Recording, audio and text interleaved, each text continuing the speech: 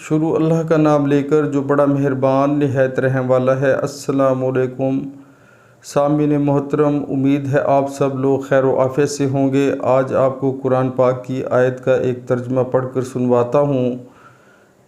اللہ توبہ کرنے والوں کو اور پاک رہنے والوں کو پسند فرماتا ہے۔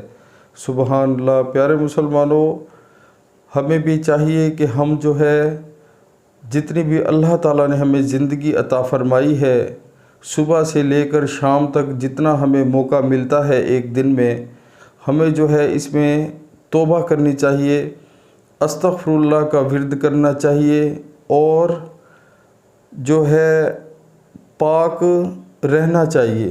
تو پیارے مسلمانوں، بہت افسوس سے کہنا پڑتا ہے کہ بھئی ہم جو مسلمان ہیں، آج کل کا جو دور ہے اس میں تقریباً 95% مسلمان ہم نماز نہیں پڑھتے، اس کو توجہ نہیں دیتے۔ نماز کو نہ پڑھنے سے ہم سمجھتے ہیں کچھ بھی نہیں ہوگا، لیکن ہم اپنا بہت ہی نقصان کرتے ہیں۔ پیارے مسلمانوں، پاک رہنا بھی ایک عبادت ہے، صفائی نصف ایمان ہے۔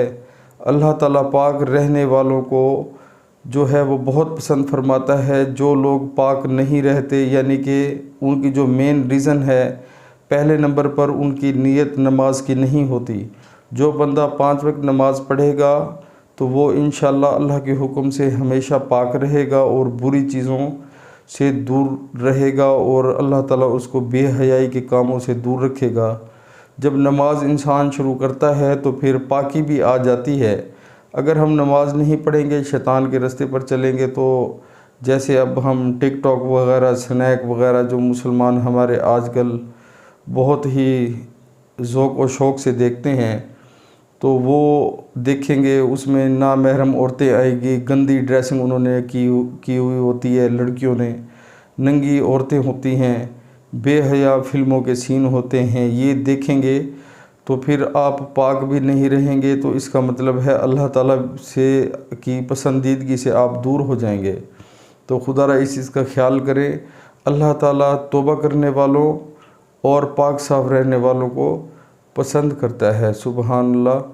عمل کریں، پاک صاف رہیں، بہت فائدہ ہوگا۔ السلام علیکم۔